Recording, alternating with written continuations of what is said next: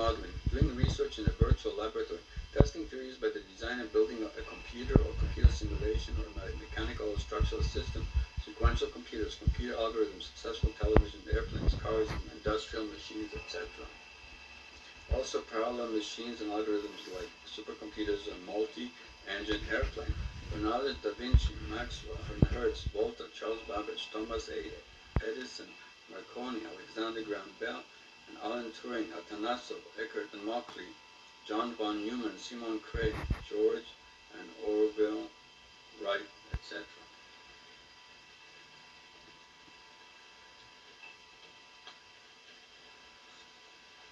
Okay, number 15. Revolution of probabilistic mathematics.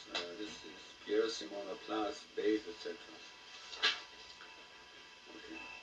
This is really imperfect induction since it's based on a sample of one subject only. Determine probabilities a priori or a posteriori. For example, in a loaded dice, the outcomes are dependent and not equally likely, so it is very difficult.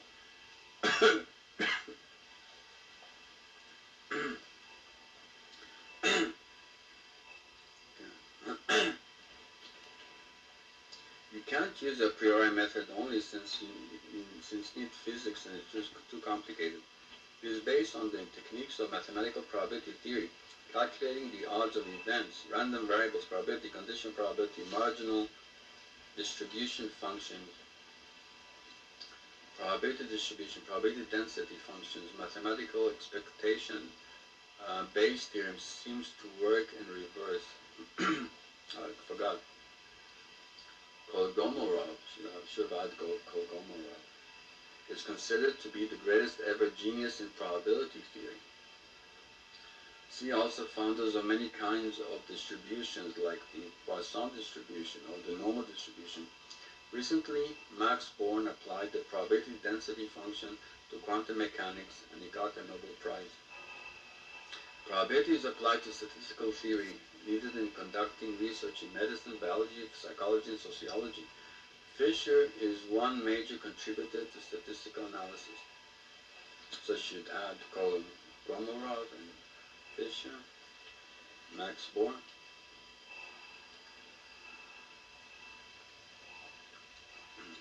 And number 16, Revolution of Probable Science. Okay, this Mendel, James Clerk Maxwell, Boltzmann, Max Born.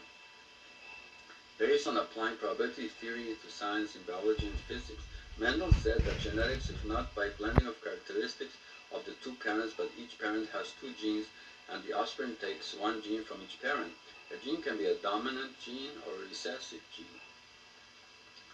The square of the wave function of Schrödinger's equation of wave mechanics is a probability density function of finding an electron in a particular orbit. So it's according to Max Born, because Schrödinger got it wrong. But he's the one who came up with the equation. Solving the equation gives three quantum numbers of the system which determine the orbits possible.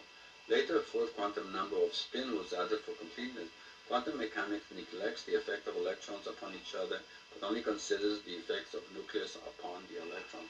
To consider the electrons influence electric field or magnetic field upon each other, then it's a many-body problem. And it's similar, it's the same like in the cosmos. You consider the effect of the planets upon each other, or the moons upon the planets.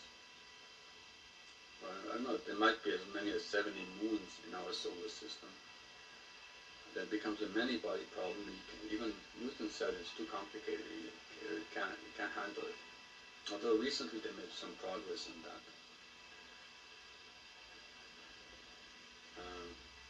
Well, now lately they found maybe 2,000 planets even outside our solar system.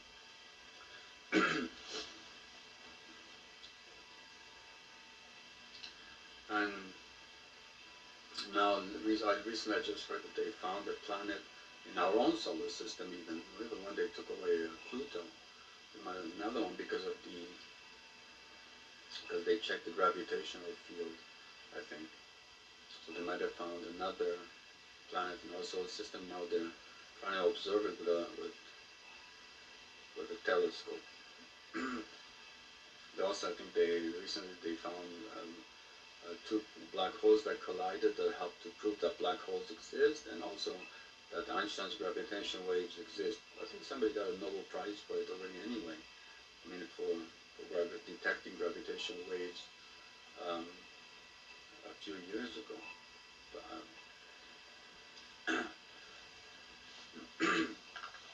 okay, number 17. Revolution of mathematical statistics. Mostly social biological sciences, including medicine. This is scientific induction since it's based on a large enough sample to generalize. Since here they do not have scientific laws like physics does, and Einstein praised Newton for being the first to really accomplish this. Making a hypothesis about an important subject or attribute of the subject in the world, designing an experiment and then carrying it out. Usually this is done in psychology, biology, medicine, sociology, etc. Okay, like I said, data is collected in the experiment and later it is analyzed based on probability statistical methods like F-test, T-test, Phi-test, etc. You often need an expert statistician to help doctors or other researchers do the analysis of their data. Cosette, Student, Fisher, etc. Now you actually have statistical packages also to help analyze data for research. We even have, I don't know if SPSS still exists. And even for engineers, there's all kind of software packages to do advanced mathematics, like Mathematica and Maple, things like that.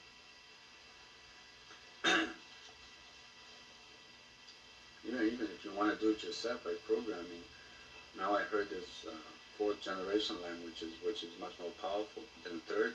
Third generation is like 5 to 10 instructions you write are translated into one machine code language. Now fourth generation is supposed to be like 30 to 50 instructions are translated to one machine code instruction for the computer. So it's very much more powerful. Maybe this will help create a fifth generation, sixth or seventh generation language, because some of these super methods require many methods, each of many instructions to implement. So it could be a new design for a computer. Or just, it's good for people also.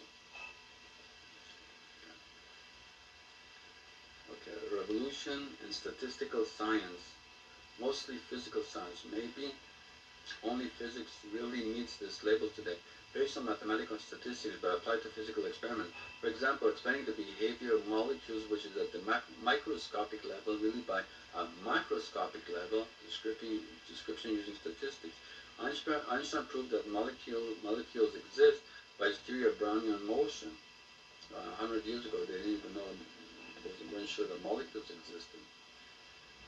Also for health and social sciences, using experiments and draw conclusions using statistics. James Clerk Maxwell, Boltzmann, etc. Number 19, revolution in transformation mathematics. Jean-Baptiste Joseph Fourier, Pierre-Simon Laplace, Hilbert, Ricci, and Levi-Civita, etc. Method of solving problems in different mathematical world according to system to solve it in your world. Sometimes it is easier that way. Using the Fourier transform or Laplace transform to perform mathematical operation to go to the other realm. The Z transform is used for discrete variables like number of people in the class. It's also used in electrical engineering. It is possible to use imaginary numbers also. Common coordinate systems include the spherical and cylindrical coordinate system. Since tensors really take us to another coordinate system, then it should be possible to have a tensor transform also.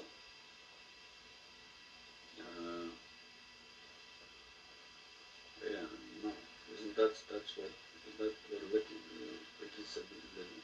Ricci and Levi-Civita did. Yeah. Indeed, the two coordinate systems are even moving or accelerating relative to each other, as in relativity theory, so they may be near. Oh, okay, so. No, but in general special relativity, they're moving or accelerating. Here, this is just two coordinate systems, but they're stationary. So maybe that's it. Maybe it could be a tensor transform for, maybe, I don't know, maybe it exists already?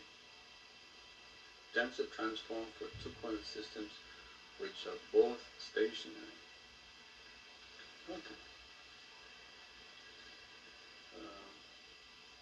Okay. Number 20, revolution of transformation logic. You may solve a problem in another logical world to solve it in yours. For example, solve a problem in a world with freedom, no morality and no wisdom by showing that in a world with freedom, morality and wisdom, certain difficulties disappear. More generally, use any method of logic as a substitute if it is easy and feasible.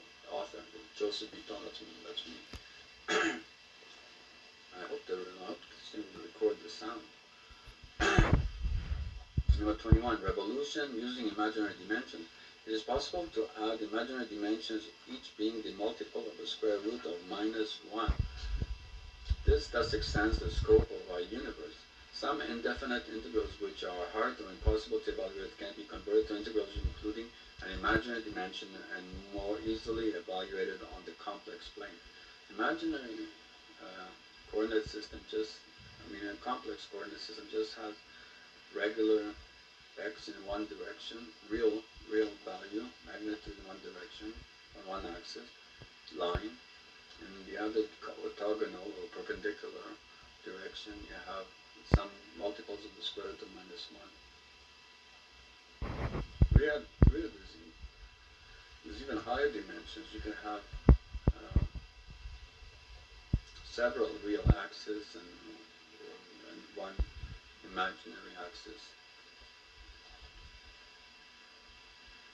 Okay. One considers a realm which has a real and imaginary axis. Use trigonometry, algebra, differential calculus, and the integral calculus with complex variables. Also differential equations, integral equations, and tensor equations with complex variables. Also probability calculus and statistical theory with complex variables. Complex variables are just ones with real and imaginary part. Leonhard Euler, Augustine Louis Cauchy, author, etc. This is from page 10.